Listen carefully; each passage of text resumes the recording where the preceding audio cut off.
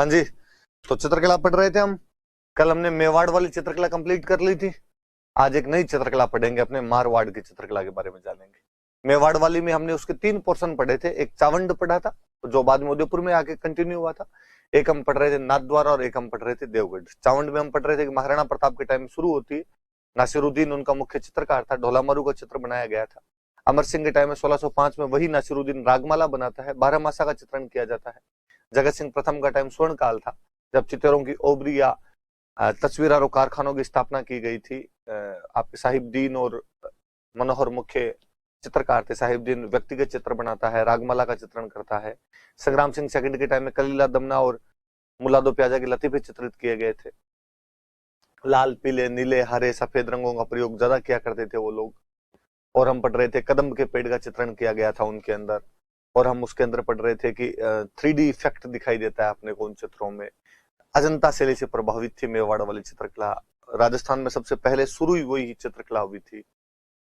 उसके बाद में हमने देखा था कि जो नाथद्वारा वाली थी वो वल्लभ संप्रदाय की पूरी केले के चित्र मिलेंगे, भगवान कृष्ण के, गायों के, देवताओं के, गोधुली वेला के ऐसे चित्र ज्यादा मिलते हैं अपने को।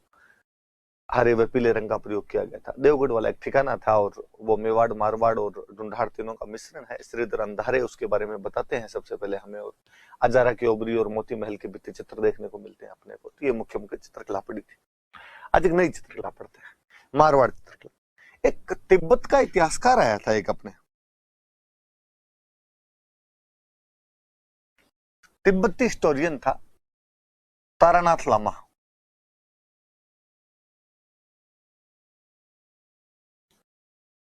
तारानाथ लामा नाम करके एक तिब्बती इतिहासकार था। और वो कहता है कि मारवाड़ में 7वीं शताब्दी के अंदर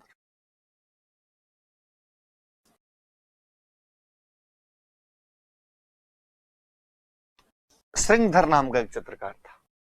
और श्रृंगधर के जो चित्र बनाए गए थे ज्यादातर वो यक्ष यक्षिणियों के चित्र बनाए गए थे। यक्ष किसी टाइम में देवताओं जैसा सा कुछ दर्जा रखने वाले मनुष्य हुआ करते थे। एक तरीके से आप मान लीजिए ऋषि। मैं शायद एक दिन आपको जब नोहा वाला जाख बाबा समझा रहा था तो मैंने यक्ष का मतलब और बताया था। तो वो जो यक्ष शैली है, वो जो वैसे साधु संतों टाइप के चित्र बनाए गए थे वो श्रृंगधर ने बनाए थे, नहीं यक्ष शैली के चित्र बनाए थे। तारानाथ लामा एक तिब्बती इतिहासकार है जो कहता है कि 7वीं शताब्दी में मारवाड़ के अंदर श्रृंगधर नाम का एक चित्रकार था, जिसने पश्चिमी भारत में यक्ष शैली को बढ़ावा दिया था। ये यक्ष शैली का जन्मदाता ही मान लीजिए, फादर ऑफ यक्ष स्टाइल था ये चित्रकला की। तो वो बंदा श्रृंगधर था। पुरानी रिकॉर्ड तो अपने को ये मिलता है इनके बारे में। फिर जोधपुर की चित्रकला में मालदेव के टाइम में शुरू होती है। इसका जो प्रारंभ दिखाई देता है वो मालदेव के टाइम में दिखाई देता है। 2 चीजें दिखाई देती है मालदेव के टाइम। एक तो मालदेव के टाइम में एक महल थे जिसके भित्ति चित्र बनाए गए थे। उस महल का नाम है चोखेलाओ। चोखेलाओ महल के भित्ति चित्र, म्यूरल पेंटिंग्स जो बनी थी वो इसी टाइम में बनी थी। एक जैनों की किताब है उत्तराधयन सूत्र।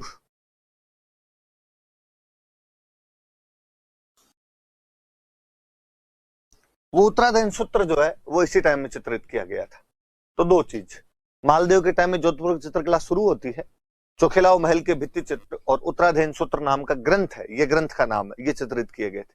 2 बातें समझ में आई। देखो, कोई पूछ ले चोखेलाओ महल कहां पे है तो जोधपुर। चोखेलाओ महल के भित्ति चित्र किस राजा के टाइम में बनाए गए थे तो मालदेव। मालदेव के टाइम में कौन सा ग्रंथ चित्रित किया गया था तो उत्तराधयन सूत्र नाम का एक ग्रंथ चित्रित किया गया था। फिर सूरसिंह आए। सूरसिंह के टाइम में 2 चीज। ये तो ढोला मारू का चित्रण हुआ, कल ही हम बात कर रहे थे ढोला मारू की। आज तो मैं पेंटिंग लेके आया आपके लिए। एक भागवत पुराण का चित्रण किया गया। भागवत पुराण की जो भी बातें हैं उन पे चित्र बनाए गए। जैसे कल मैं आपको बता रहा था कि उधर जो नानाराम नाम का एक चित्रकार है वो उदय सिंह के टाइम में 1540 में पारिजात अवतरण का चित्र बनाता है। तो पारिजात अवतरण वाली जो कहानी है वो भागवत पुराण की कहानी है। तो वहां से टॉपिक उठाया, बंदे ने टॉपिक उठा के चित्र बना लिया उस पर। तो मालदेव के टाइम में शुरू होती है, चोखेलाओ महल के भित्ति चित्र बनाए गए, उत्तराधयन सूत्र को चित्रित किया गया। सूरसिंह के टाइम में ढोला मारू और भागवत पुराण का चित्रण किया गया, मतलब इन पर चित्र बनाए गए। जसवंत सिंह के टाइम में वल्लभ संप्रदाय का प्रभाव आना शुरू होता है। और अब आप, मुझे लगता है बताने की आवश्यकता नहीं कि जब वल्लभ संप्रदाय का प्रभाव आएगा तो भगवान कृष्ण के चित्र अधिक बनेंगे।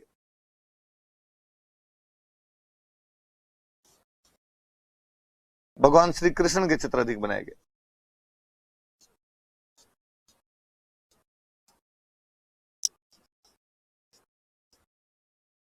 भगवान श्री कृष्ण के चित्र अधिक बनाए गए। इसी टाइम में चित्रकला में मुगल प्रभाव दिखाई देने लगता है। तो कोई पूछे कि मारवाड़ की चित्रकला पे मुगल प्रभाव हमें कहां से दिखाई देता है, तो मुगल प्रभाव है वो आपको जसवंत सिंह के टाइम में शुरू देता है। मुगल प्रभाव का मतलब था कि थोड़े दरबार दिखाएंगे, दरबारों में शानो शौकत दिखाई जाएगी, कपड़े है वो ट्रांसपेरेंट दिखाए जाएंगे, ये जो चीजें अंतःपुर के दृश्य, एकदम महिलाएं जहां रहती है उनके सीन वगैरह, फव्वारे वगैरह दिखाने, ये सब थोड़ा मुगल स्टाइल का प्रभाव हुआ करता था। तो वो इस समय आपके जोधपुर शैली पर देखने को मिलता है, या जसवंत सिंह के टाइम में देखने को मिलता है। या मुगलों का एक और बड़ा प्रभाव, चित्र बनाते, उस चित्र के बाहर खूब सारा बड़ा हाशिया रखते, इसको हाशिया बोलते थे, मार्जिन बोला करते थे, तो मार्जिन छोड़ दिया करते थे। ये भी मुगल चित्रकला की एक विशेषता हुआ करती थी। रंग जो थे वो बहुत ज्यादा यूं थोड़े चटकिले या तड़क भड़क वाले रंग यूज में लिए जाते थे मुगलों के द्वारा। तो वल्लभ संप्रदाय का प्रभाव है, इसलिए भगवान कृष्ण के चित्र बनने शुरू हुए और मुगलों का प्रभाव आना शुरू होता है। मानसिंह का जो टाइम है ये जोधपुर चित्रकला का गोल्डन एरा है, स्वर्ण काल है। मुझे लगता है आपके याद आएगा कि मानसिंह के टाइम में नाथ संप्रदाय का प्रभाव था, इसलिए नाथ संप्रदाय से संबंधित चित्र अधिक बने।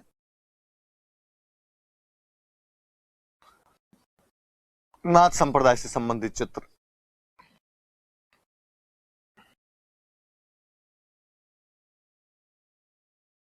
जैसे, तो एक तो इसकी खुद की बुक थी नाथ चरित्र मानसिंह, इसी प्रकार शिव पुराण पर चित्र बनाए गए, दुर्गा पुराण पर चित्र बनाए गए, ऐसे खूब सारे अलग अलग सब्जेक्ट पे चित्र बनाए गए थे। तो मानसिंह का टाइम स्वर्ण काल था जोधपुर चित्रकला का। नाथ संप्रदाय से संबंधित चित्र बने जिनमें नाथ चरित्र, शिव पुराण और दुर्गा पुराण प्रमुख है। तख्त सिंह के टाइम में चित्रकला में यूरोपीय प्रभाव दिखाई देता है। अंग्रेज आ गए थे, 57 की क्रांति में था तख्त सिंह, अपने यूरोपीय प्रभाव दिखाई देता है। उस टाइम एक चित्रकार हुआ एच मुलर, और एच मुलर ने चित्र बनाया था दुर्गादास राठौड़ का। अभी हम आगे पेंटिंग दिखाऊंगा मैं आपको दुर्गादास राठौड़ की। एच मुलर बहुत बेहतरीन पेंटर था, खूब सारे उसने राजस्थान की पेंटिंग बनाई। बेसिकली जोधपुर और बीकानेर से संबंधित कई पेंटिंग उसने बनाई थी, उसी में एक दुर्गादास राठौड़ की पेंटिंग बनाता है। आप ज्यादातर लोगों की देखी हुई है, आज हम पढ़ेंगे तो और देख लेंगे। तो तख्त सिंह के टाइम में यूरोपीय प्रभाव। वापस देखिए आप, मालदेव के टाइम, वापस पीछे से, तारानाथ लामा एक तिब्बती इतिहासकार है जो कहते 7वीं शताब्दी में श्रृंगधर था जिसने पश्चिमी भारत में यक्ष शैली को जन्म दिया था। मालदेव के टाइम में चोखेलाव महल के भित्ति चित्र और उत्तराधयन सूत्र ग्रंथ चित्रित किया गया, शुरू इसी के टाइम में होती है। सूर सिंह के टाइम में ढोला मारू और भागवत पुराण का चित्रण हुआ। जसवंत सिंह के टाइम में वल्लभ संप्रदाय के प्रभाव के कारण भगवान कृष्ण के चित्र अधिक बने, मुगल प्रभाव दिखाई देता है। मान सिंह का टाइम स्वर्ण काल है, नाथ संप्रदाय से संबंधित चित्र बनाए गए, नाथ चरित, शिव पुराण और दुर्गा पुराण से संबंधित चित्र बनाए गए। तख्त सिंह के टाइम में यूरोपीय प्रभाव दिखाई देता है। एच मुलर ने दुर्गादास राठौड़ का चित्र बनाया था। विशेषताएं क्या है, जोधपुर शैली की विशेषताएं बताएं अपने से। महिलाओं की आंखें एक तो बादाम जैसी है, मुझे मेरी नहीं समझ में आएगी, महिलाओं की आंखें बादाम सी कैसी हो जाती है? बादाम सी आंखें, ऊंची पाग, पगड़ी जो है पुरुषों के चेहरे पे ऊंची ऊंची दिखाई देती है। खंजन पक्षी का चित्रण अभी दिखाऊंगा हम आगे, खंजन पक्षी कौन सा है।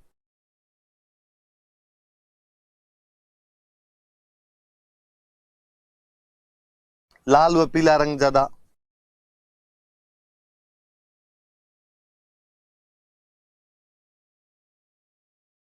लाल व पीले रंग का प्रयोग। हाशिए में लाल रंग, सॉरी हाशिए में पीला रंग,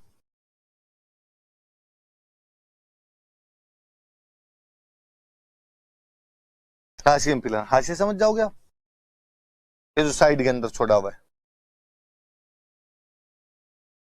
इसमें पीला रंग, तो हाशिए के अंदर पीला रंग देखने को मिलता है। प्रेम कहानियों का चित्रण ज्यादा किया गया, ये एक अनूठी विशेषता, ये ध्यान रखना।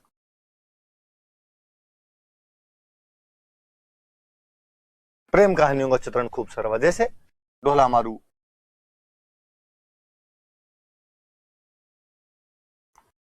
आपके महेंद्र मूमल, ये भी आगे पेंटिंग दिखाएंगे आपको। बाज बहादुर रूपमती,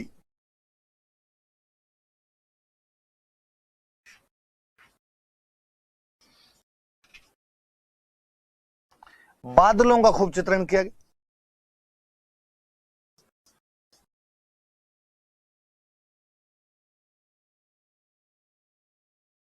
ये मोटी मोटी सी बात है कि महिलाओं की आंखें बादाम जैसी दिखाई गई है, पुरुषों के सिर पर ऊंची ऊंची पाग दिखाई जाती थी, खंजन पक्षी का चित्रण ज्यादा किया गया है, लाल व पीले रंग का प्रयोग अधिक करते थे, हाशिए में पीला रंग भरा करते थे, प्रेम कहानियों का चित्रण अधिक है, बादलों का चित्रण अधिक है। तो कभी कोई जोधपुर चित्रकला आपने को लिखनी हो मेंस में तो 2-3 विशेषताएं भी याद रहे, आपने लिख के आए तो थोड़ा पॉजिटिव इंपैक्ट पड़ता है इन चीजों का। तो विशेषताएं याद रखना। इसमें बेसिकली ये प्रेम कहानियों का चित्रण, हाशिए में पीला रंग, है ना, खंजन पक्षी, ये 2-4 बातें याद रह जाए तो ठीक है, इतनी तो खूब होती है अपने आप में। बादलों का चित्रण याद रखें ना, जोधपुर साइड में वैसे तो बादल आते नहीं थे, तो चित्रों में बना बना के राजी हो गए लोग।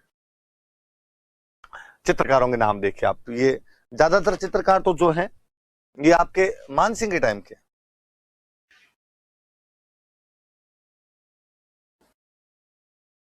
मानसिंह के टाइम के चित्रकार थे। ये जो डालचंद है इसने एक बहुत प्यारा चित्र बनाया था, इसमें अभय सिंह डांस देख रहा है, जो जोधपुर का राजा अभय सिंह, अभय सिंह का एक चित्र बनाया था नृत्य देखते हुए। तो कोई पूछे कि अभय सिंह का नृत्य देखते हुए चित्र किसने बनाया था, तो वो डालचंद है। एक मैं और बताऊं तो एक चित्रकार और हुआ बहुत अच्छा यहाँ पे जोधपुर के अंदर, वीर जी। और वीर जी ने 1623 में रागमाला का चित्रण किया था। अच्छा, करवाया किससे रागमाला का चित्र, किसने करवाया? तो पाली के एक बंदे हुआ करते थे विठल दास चंपावत। उन विठल दास चंपावत ने इसको कहा कि यार वीर जी एक रागमाला तो रच यार, पर इसने बाद में रागमाला का चित्रण किया था। तो ये भी याद रहे कि वीर जी नामक एक चित्रकार ने पाली के विठल दास चंपावत के कहने पर 1623 में रागमाला का चित्रण किया था। अब याद रहना चाहिए आपके कि मेवाड़ में रागमाला का चित्रण किया था आपके नासिरुद्दीन और फिर साहिबुद्दीन पढ़ रहे थे हम। यहाँ पर रागमाला का चित्रण कर रहा है वीर जी 1623 में पाली के विठल दास चंपावत के कहने पर। दालचंद का एक चित्र है जिसमें अभय सिंह का नृत्य देख रहा है। सबसे बेहतरीन चित्र यदि किसी बंदे के मिले अपने को तो दाना भाटी के चित्र मिले। इसमें जोधपुर चित्रकला का एक्सट्रीम है, चरमोत्कर्ष है जोधपुर चित्रकला का अपने आप में। मैं दिखाऊंगा आगे, दाना भाटी का एक पेंटिंग दिखाऊंगा आपको। तो अमरदास भाटी, दाना भाटी, राम सिंह भाटी, शंकर दास, माधो दास, शिवदास, याद हो जाएंगे। देखो 3 तो दास ही है, शंकर दास, शिवदास, माधो दास। शंकर शिव दोनों इसके अंदर आ गए, माधो और देख लो। ऊपर वाला एक अमरदास, तो जिसमें दास वगैरह है, भाटी वगैरह ऐसा कुछ लिखा है, तो पूछ ले ये चित्रकार कहाँ के, तो दिमाग में रखना ये सारे सारे कहाँ के, जोधपुर के। एक आधा नाम को आपको याद करना पड़ेगा, बाकी सब याद रह जाएंगे। दालचंद जो है वो याद रह जाएगा आपकी, अभय सिंह का नृत्य देखते हुए चित्र बनाया था। वीर जी याद रहेंगे आपको, 1623 के अंदर एक वीर पुरुष पे चित्र बनाया इन्होंने। विठलदास चंपावत वीर पुरुष थे पाली के, उनके कहने पर रागमाला का चित्रण कर दिया था।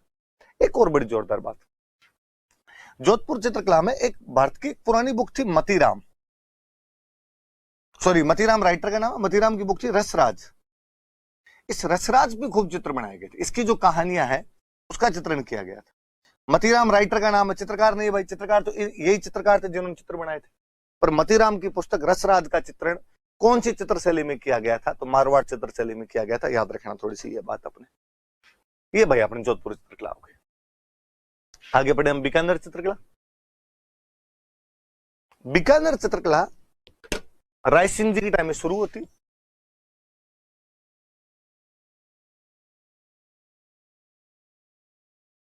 कोई भागवत पुराण का चित्रण करवाया करते थे, भागवत पुराण का चित्रण करवाया।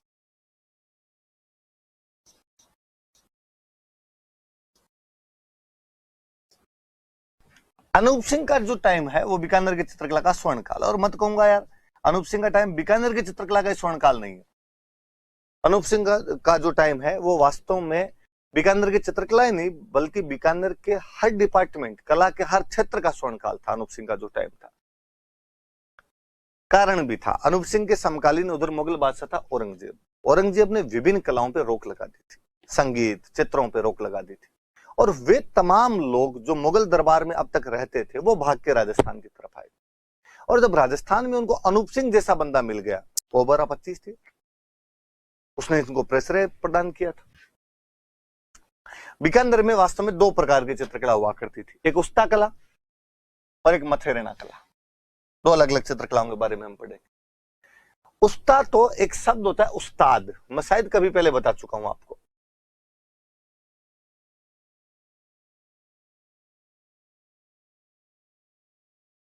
एक शब्द होता है उस्ताद, इंग्लिश में बोले तो एक्सपर्ट, निपुण, कुशल आप कहेंगे उसको, है ना।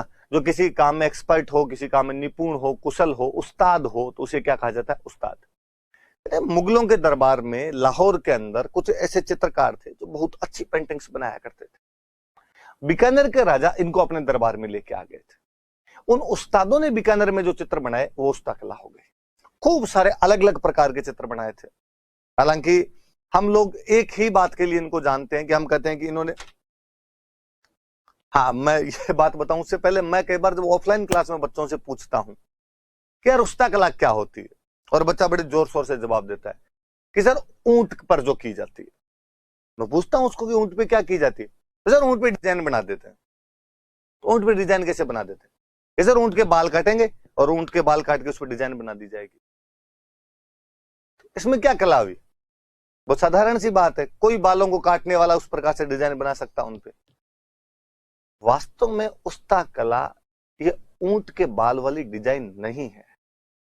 उस्ता कला ये थी कि ऊंट का चमड़े पे सोने की कारीगरी किया करते थे, उसको उस्ता कला बोलते थे। बेसिकली तो वो लोग तेल की कुप्पियां बनाते थे। तेल की कुप्पियां होती थी, ऊंट के चमड़े से बनती थी, उन पे सोने की कारीगरी करते, बहुत महीन नक्काशी थी वास्तव में वो। इसको उस्ता कला कहा करते थे। उसमें निपुणता चाहिए, उसमें कुशलता चाहिए। पर आजकल फेमस वो हो रखी है कि ऊंट के बाल काट के आप डिजाइन बना दो। तो उस्ता कला ये थी कि ऊंट की खाल पर, ऊंट के चमड़े पर, कैमल लेदर, सोने की कारीगरी, सोने का चित्रण, इसको उस्ता कला कहा करते थे। कहते हैं मुगल दरबार से दो चित्रकार लाए गए थे, अली रजा और Ruknuddin.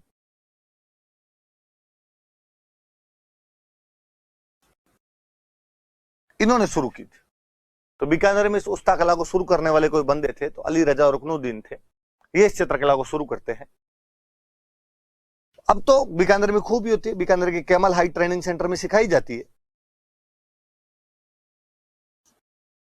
Camel height training centre अब तो इसका ट्रेनिंग सेंटर है। वहां पे सिखाते हैं उस्ता कला। खूब अच्छे अच्छे कलाकार हुए इसके, रामलाल हुए, हसन, आसिर खां, हैसामुद्दीन उस्ता,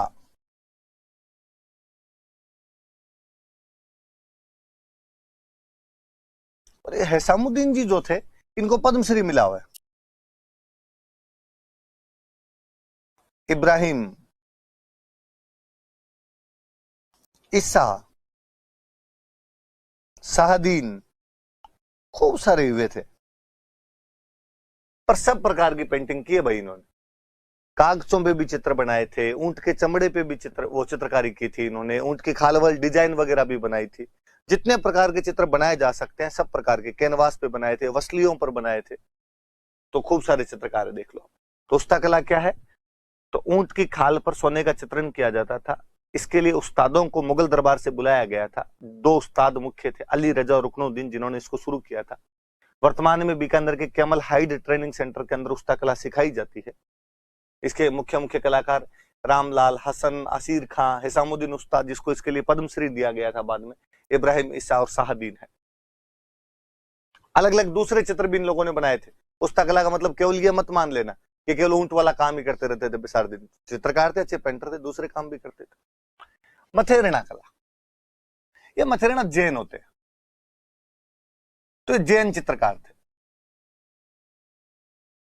वास्तव में लोग भित्ति चित्रण करते थे, म्यूरल पेंटिंग्स बनाते थे।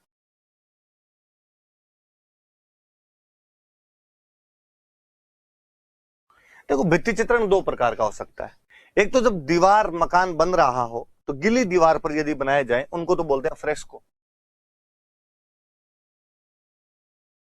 और दीवार सूखने के बाद में यदि खुर्च खुर्च कर इसको बनाया जाए तो उसको बोलते हैं टेम्पेरा।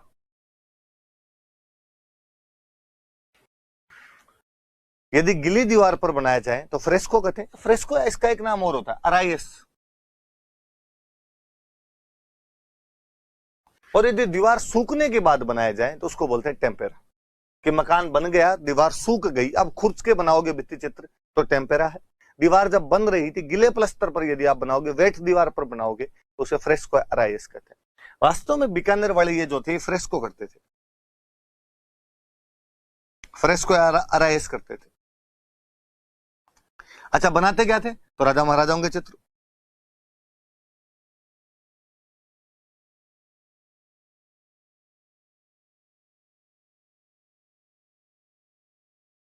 राजा महाराजाओं के चित्र बनाया करते थे। अब पर इनको ही नाम नहीं है, फ्रेस्को अराइस नहीं बोलते थे। ये बाद में इसका नाम निकाल लेते हैं, ये इसको कहते थे आला गिला। कि भाई आला, आले आले में बनाएंगे हम तो चित्र, गिले गिले में चित्र बनाएंगे, तो इसका नाम आला गिला कर दिया। शेखावटी वाले और तेज पड़े, उन्होंने इसका नाम कर दिया पणो।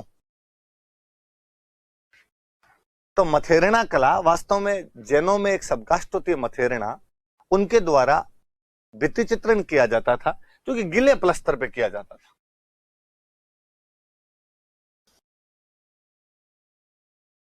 गिले प्लस्तर पर उनके द्वारा किया जाने वाला भित्ति चित्रण था। इसे फ्रेस्को अराइस भी कहा जाता है। स्थानीय भाषा में वो लोग इसे आला गिला बोलते थे और शेखावटी वाले इसको पणो कहा करते थे।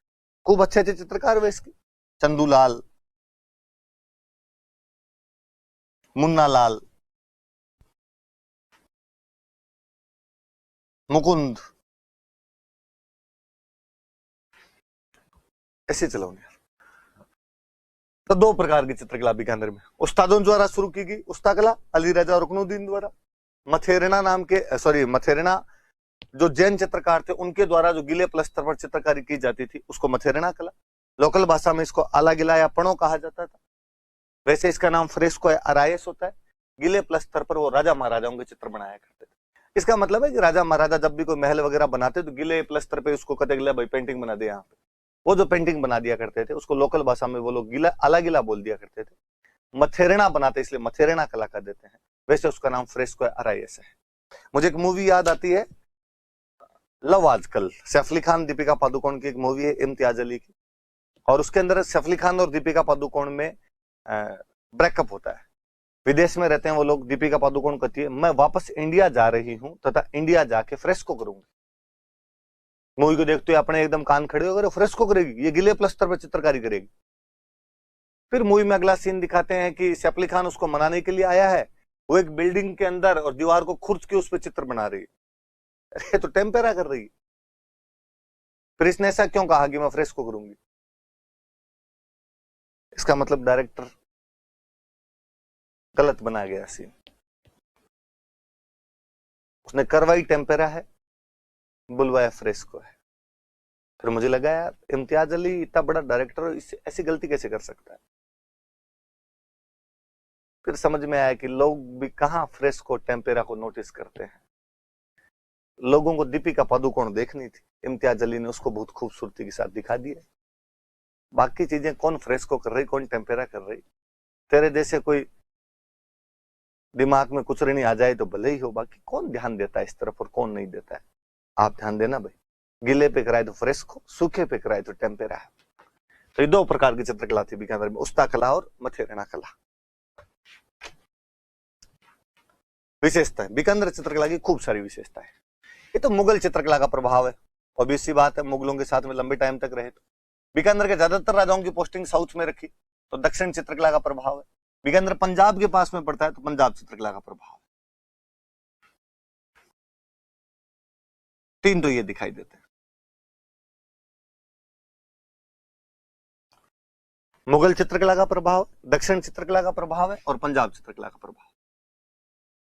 अच्छा, और पहाड़ों का चित्रण ज्यादा किया गया।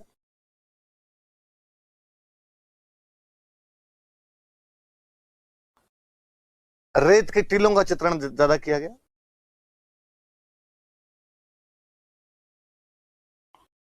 फूल पत्तियों का चित्रण ज्यादा हुआ।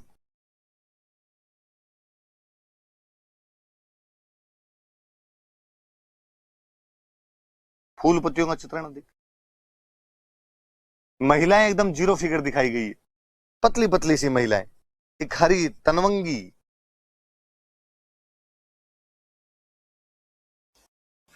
एकदम पतली पतली सी महिलाएं दिखाई हुई है इसके अंदर।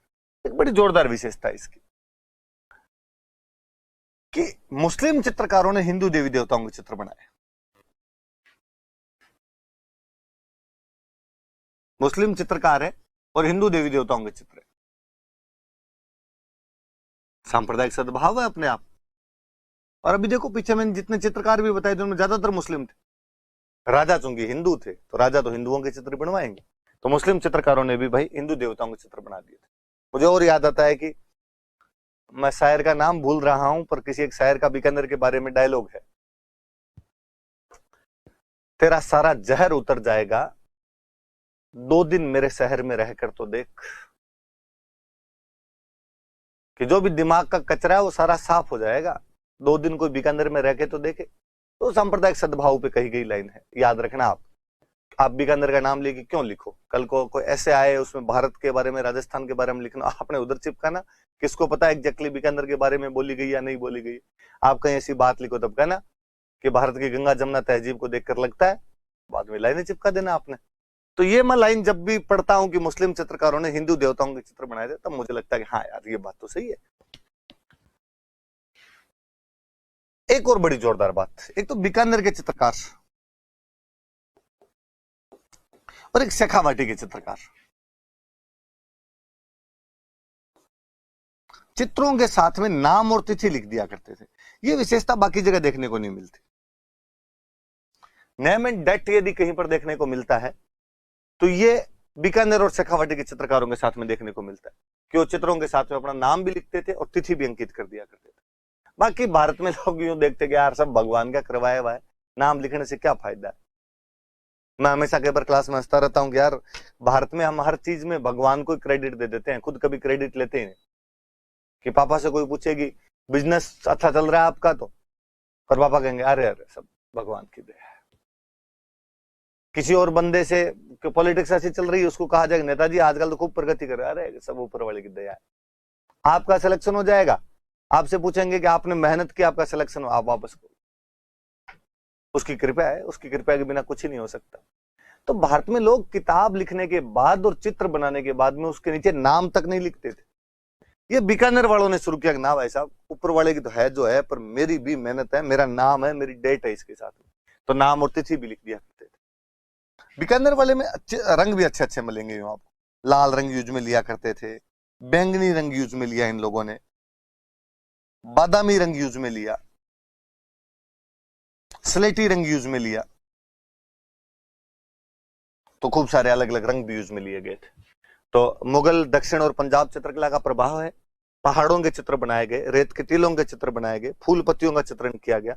एक हरी तनवंगी महिलाएं, मतलब जीरो फिगर महिलाएं, पतली पतली महिलाएं। मुस्लिम चित्रकार हिंदू देवताओं के चित्र बनाते हैं। बीकानेर और शेखावाटी के चित्रकार अपने चित्रों के साथ में नाम और तिथि लिखते हैं। लाल, बैंगनी, बादामी और स्लेटी रंगों का प्रयोग करते थे। ये भाई आपके बीकानेर वाली चित्रकला। Kishangarh one of the most important painting style को इंडिया की है तो किशनगढ़ पेंटिंग स्टाइल है। सावंत सिंह नाम का एक बंदा, जिसे हम नागरी दास के नाम से भी जानते हैं, शायद मैंने थोड़ी थोड़ी बातें इनकी बताई थी आपको। किशनगढ़ की स्थापना 1609 के अंदर जोधपुर महाराजा थे उदय सिंह, मोटा राजा उदय सिंह, उनके आगे लीनेज के अंदर हुए किशन सिंह। उन किशन सिंह ने इस किशनगढ़ रियासत की स्थापना की थी अलग से। 1609 में किशनगढ़ की स्थापना हुई थी जहांगीर के टाइम में।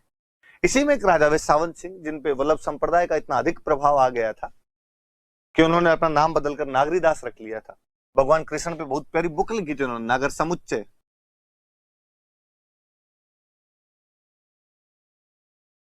नागर समुच्चय नाम की बुक लिखी थी। इनका जो टाइम है ये किशनगढ़ चित्रकला का स्वर्ण काल था।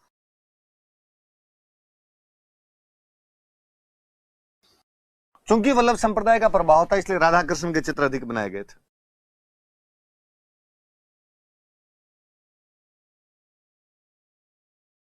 राधा कृष्ण के चित्र अधिक बनाए गए।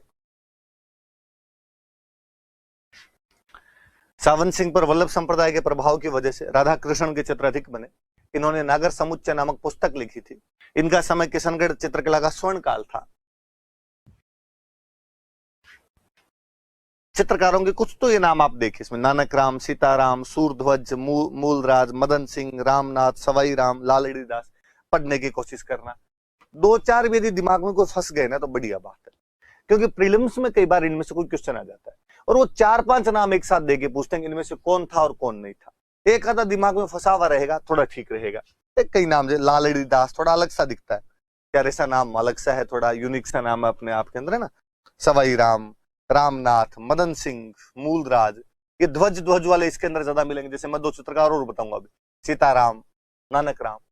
पर मैं 2 पेंटर्स की स्पेशल बात करना चाहूंगा। एक सबसे अच्छे जो पेंटर थे सावंत सिंह के, उनका नाम था मोरध्वज निहाल चंद।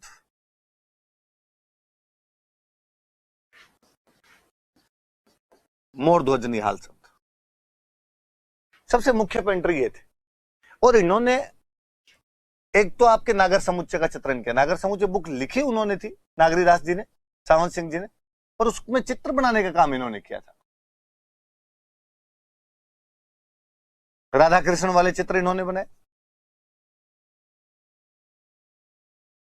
नागर समुच्चय भी भगवान कृष्ण पर ही है।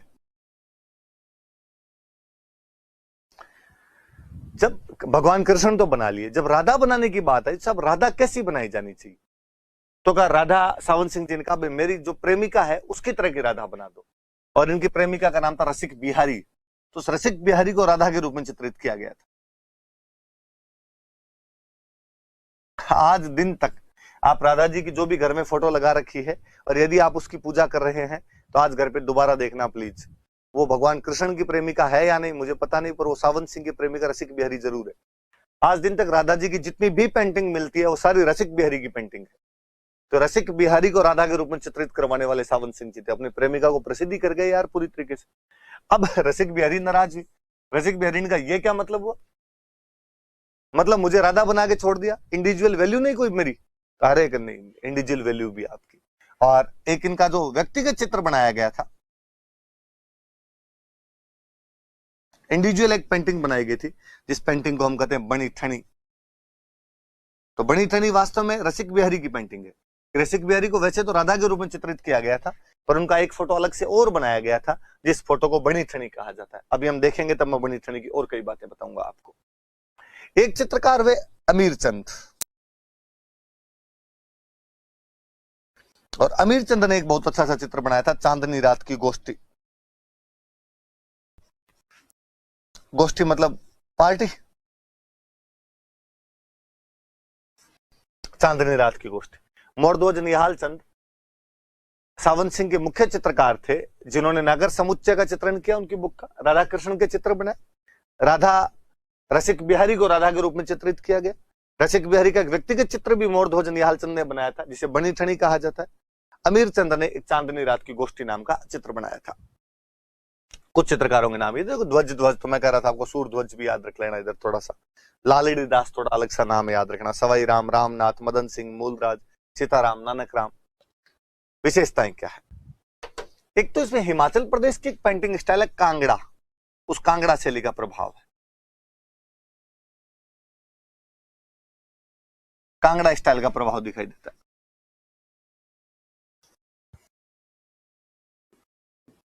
कांगड़ा शैली का प्रभाव दिखाई देता है। फिर आप वल्लभ संप्रदाय के चित्र जहां ज्यादा बनेंगे वहां पर नारी सौंदर्य का चित्रण ज्यादा होगा। भाई राधा जी ज्यादा बनेंगे, राधा ज्यादा बनेंगे तो नारी सौंदर्य आएगा। जहां वल्लभ संप्रदाय देखो वहां एक विशेषता, तो आंख मूंद के लिख देना कि नारी सौंदर्य का चित्रण अधिक।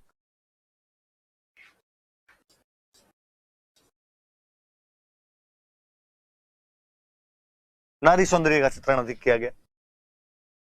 महिलाओं का फेवरेट कलर गुलाबी, तो गुलाबी और सफेद रंग का प्रयोग।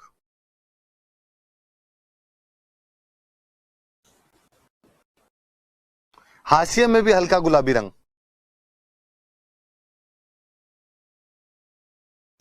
गांव में बोलते हैं मोतिया रंग, हल्का गुलाबी हो तो भाई मोतिया रंग आपका, हल्का गुलाबी रंग हाशिए में। महिलाओं के जितने भी चित्र उनमें नाक का एक आभूषण दिखाया हुआ, वेसरी, अभी वो भी मैं दिखाऊंगा आगे।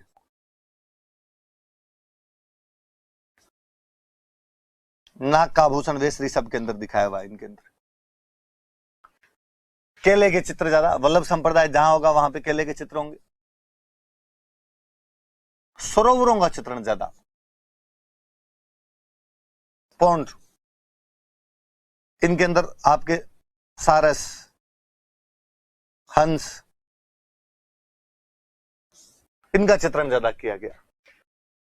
तो किशनगढ़ चित्रकला पर कांगड़ा शैली का प्रभाव दिखाई देता है। नारी सौंदर्य का बहुत अधिक ही चित्रण हुआ है इसके अंदर। गुलाबी और सफेद रंग ज्यादा यूज में लिए गए। हाशिए में हल्का गुलाबी रंग भरा गया। महिलाओं के नाक में एक आभूषण दिखाया गया जिसको कि हम वेसरी कहते हैं। केले के चित्र ज्यादा बनाए गए, वल्लभ संप्रदाय की विशेषता है। सरोवरों के चित्र बने, हंस के चित्र बनाए गए, ये भी थोड़ा सा दिमाग के अंदर है। अजमेर चित्रकला, एक देखो एक नॉर्मल सी बात याद रखना, अजमेर चित्रकला वो चित्रकला जिसपे हिंदू प्रभाव भी है, मुस्लिम प्रभाव भी है, और बाद में अंग्रेज आ गए थे ईसाई प्रभाव भी है। राजस्थान की एकमात्र चित्रकला जिस पर अपने को तीनों प्रभाव दिखाई देते हैं, हिंदू, मुस्लिम और ईसाई प्रभाव दिखाई देते हैं। अजमेर शहर की जो चित्रकला थी उसके अंदर तो थोड़ा राजसी वैभव वगैरह दिखाई देता है।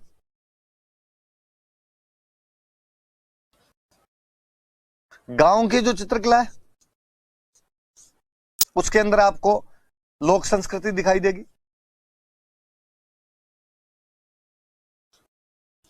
अजमेर में ठिकाने थे खूब सारे, उन ठिकानों की जो चित्रकला है उसमें राजपूती संस्कृति दिखाई देगी।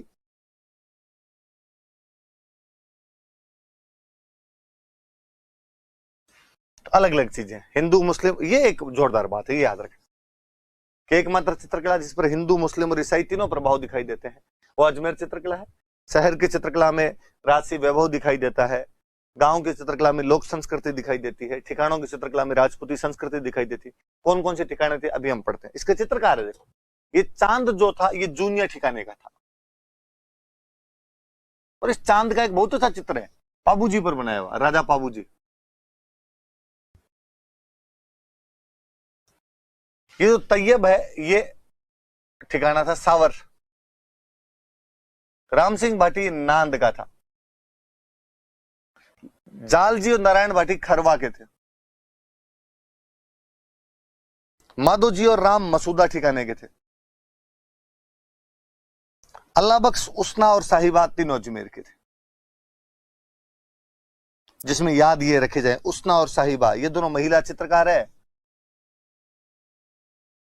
तो कोई पूछे कि उसना व साहिबा नाम के महिला चित्रकार किस चित्रकला में थे, तो अजमेर में थे। मुझे याद आता है साहिबा वाला क्वेश्चन तो पूछा हुआ एक बार, कमला इलायची आपके उसके अंदर नाथद्वारा वाली में, उसना और साहिबा आपकी किस में है, तो ये दोनों आपके अजमेर वाली के अंदर।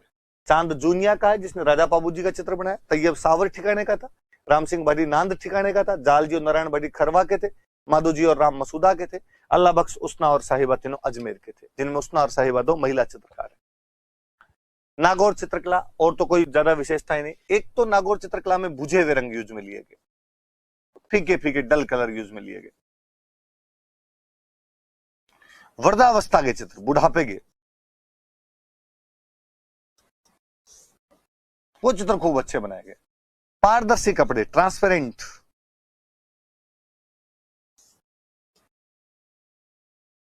या तो गेट पे चित्र बनाए गए, लकड़ी के किवाड़ों पे, उन पे बहुत अच्छे चित्र बना दिए इन्होंने, या फिर महलों के अंदर भित्ति चित्र, किले के या महल के, सीधा सीधा मैं भित्ति चित्र लिख देता हूं, समझ जाओगे आप, म्यूरल पेंटिंग्स। नागौर वाले में सिंपल सिंपल 4-5 बातें याद रखनी है। बुझे हुए रंगों का प्रयोग है, वृद्धावस्था के चित्र बनाए गए, पारदर्शी कपड़े चित्रित किए गए, और लकड़ी के किवाड़ या भित्ति चित्रण, लकड़ी के किवाड़ों पर अथवा दीवारों पर चित्र बनाए गए थे। ये याद रख लेना आपने। और नागौर वाले में कोई बात नहीं। जैसलमेर वाली चित्रकला बेसिकली राजा महाराजा थे तो अक्षय सिंह के टाइम में, पहले हरराज के टाइम में थोड़े चित्र बने थे, फिर अक्षय सिंह के टाइम में बने,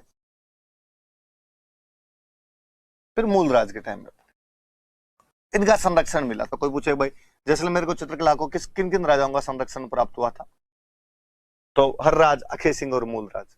मूमल के चित्र बनाए गए, सर्वाधिक चित्र है वो मूमल के। मूमल यहीं के राजकुमारी थे लोदरवा की। तो जैसलमेर वाली चित्रकला की विशेषता यह कि अन्य कोई चित्रकला का प्रभाव नहीं, शुद्ध देसी है। मुझे लगता है कि यार जैसलमेर में प्रभाव छोड़ने जाता ही कौन? अबुल फजल तो खुद कहता है कि आपको वहां जाने के लिए पत्थर की टांगे चाहिए, तो और दूसरे कोई प्रभाव नहीं आ पाई। तो ये कोई पूछ ले कि राजस्थान की कौन सी चित्रकला पर अन्य किसी चित्रकला का कोई प्रभाव दिखाई नहीं देता है, तो जैसलमेर वाली चित्रकला है। मैं पेंटिंग लाया था आपके लिए कुछ। ये एएच मुलर का वो चित्र है दुर्गादास राठौड़ का, जिसके बारे में शायद मैंने कभी पहले बात की होगी आपसे कि किसी कवि का एक दोहा था कि 8 पहर 24 घड़ी घुड़ला ऊपर बास, सेल अणीशु सेक तोन बाटी दुर्गादास। कि 8 पहर 24 घड़ी वो घोड़े पे बैठा रहता था, टाइम नहीं था खाना खाने का, इसलिए बाटी जो था वो भाले से सेक लिया करता। सेल अणीशु सेक, तो सेल मतलब भाला, अणी मतलब नोक, उसे बाटियां सेक लिया करता, बाटियां सेक रहा है। तो दुर्गादास राठौड़ का बहुत फेमस चित्र। आप ये देखिए कि एक विदेशी चित्रकार है जिसका अपने से क्या लेना देना रहा था, उसने इतना अच्छा पेंटिंग बनाया। और आप तो, मैं चाहूंगा कि आप यूट्यूब खोल के देखें, आप गूगल खोल के देखें एएच मुल्लर ने कितने अच्छे चित्र बनाए हैं। राय सिंह हुसैन मिर्जा को मार रहे हैं, जैत सिंह कामरान को युद्ध हरा रहा है, राव बिक्का के चित्र बने हुए हैं। वो इतने बेहतरीन बेहतरीन सब राजाओं पे चित्र बनाए हुए हैं जिसकी कोई हद नहीं। मुझे लगा इस बंदे को भी आपको दिखाया जाना चाहिए। ये एएच मुल्लर है जिन्होंने दुर्गादास राठौड़ का चित्र बनाया था। दिमाग में रहे भाई, एएच मुल्लर भी आपके। ये ढोला मारू का चित्र है। कल मैं आपको बता भी रहा था कि ढोला मारू वाले जो चित्र है वो आपको ऊंट के ऊपर एक महिला पुरुष मिलेंगे। तो ढोला मारू का चित्र है, 1810 का, को नेशनल म्यूजियम न्यू दिल्ली के अंदर लगाया हुआ है। तो ये ढोला मारू है। ये खंजन पक्षी है, जिस पक्षी की अभी मैं बात कर रहा था कि जोधपुर चित्रकला में खंजन पक्षी का चित्रण ज्यादा किया गया, ये खंजन पक्षी है। ये भागवत पुराण हम बार बार पढ़ रहे हैं कि जोधपुर में भागवत पुराण का चित्रण किया गया, बीकानेर में भागवत पुराण का चित्रण किया गया। तो ये भागवत पुराण से संबंधित अलग अलग दृश्य है, उनके अलग अलग चित्र हैं। आप देखना थोड़ा सा, जितने आप समझ सको उतने। ये दाना जो मैं आपको बता रहा था कि मानसिंह के टाइम में दाना की जो चित्रकारी, जिसमें मारवाड़ चित्रकला का अपने को वो दिखाई देता है, चरमोत्कर्ष दिखाई देता है, एक्सट्रीम है। ये पोलो खेलते हुए एक चित्र है, जब महिलाएं पोलो खेल रही है। अपने इसको पोलो नहीं बोलते थे, अपने बोलते थे चौगान। रानियों का पोलो खेलते हुए चित्र है, चौगान खेलते हुए एक चित्र बनाया हुआ है, जो आपके दाना ने बनाया था। ये साहिबदीन ने जो रागमाला मेवाड़ के अंदर रची थी, उस रागमाला का एक चित्र है। तो वैसे ही ढोला मारू वाले कंसेप्ट पे बनाया हुआ है, पर यह है रागमाला का चित्र है, रागिनी है वास्तव में। मारू मारू रागिनी रागमाला का प्रकार है। मारू रागिनी साहिबदीन का बनाया हुआ चित्र रागमाला का है। वास्तव में उस्ता कला ये है। इधर वाली देखिए आप, ये जो सोने की डिजाइनिंग की हुई है, ये उस्ता कला है। पर चूंकि आजकल हम इसको समझने लगे उस्ता कला, इसलिए मैंने ये फोटो भी इसके साथ लगा दिया कि ताकि आपको ये भी बता दिया जाए कि यार ये ऊंट के इस पे भी, चमड़े पे भी इसको डिजाइनिंग कर दी गई, ये भी उस्ता कला है। वैसे ऊंट के मरने के बाद उसके चमड़े पे सोने की डिजाइन बनाई जाती थी, ये भी उस्ता कला है। तो वो भी ध्यान रखना। वो कुपियों वाला चित्र मुझे मिला नहीं, वरना मैं कुपियों वाला चित्र दिखाता आपको। ये बीकानेर पेंटिंग एक है जिसमें भगवान कृष्ण गोवर्धन पर्वत को उठाए हुए हैं, और ये देख लो शाहदीन का बनाया हुआ एक चित्र है। अब बात याद रहेगी शायद आपके कि मुस्लिम चित्रकारों ने हिंदू देवी देवताओं के चित्र बनाए थे। ब्रिटिश म्यूजियम लंदन के अंदर रखा हुआ है। भगवान कृष्ण गोवर्धन पर्वत को उठा रहे हैं इसके अंदर। तो ये एक अच्छी सी पेंटिंग है। भगवान कृष्ण बजा रहे हैं आपके बांसुरी, और गाय उनकी तरफ आकर्षित होकर आ रही है। बीकानेर की सिर्फ एक पेंटिंग है, नेशनल म्यूजियम नई दिल्ली के अंदर रखी हुई है। वही मुस्लिम चित्रकारों की पेंटिंग है सारी की सारी। किशनगढ़ पेंटिंग स्टाइल है, इलाहाबाद म्यूजियम में रखी हुई है, जिसके अंदर राधा और कृष्ण पेविलियन के अंदर बैठे हुए हैं। यहाँ पे कृष्ण राधा इन पेविलियन। निहाल चंद की पेंटिंग है। मैंने अभी बताया था कि निहाल चंद ने राधा कृष्ण के चित्र बनाए थे। किशनगढ़ पेंटिंग स्टाइल है। ये बनी ठनी है। बनी ठनी की ये जो नाक में पहना हुआ है, इसको वेसरी कहा जाता है। बनी ठनी को एक बहुत अच्छे विद्वान हुए एरिक डिक्सन, उन्होंने बनी ठनी के लिए कहा था कि भारत की मोनालिसा है।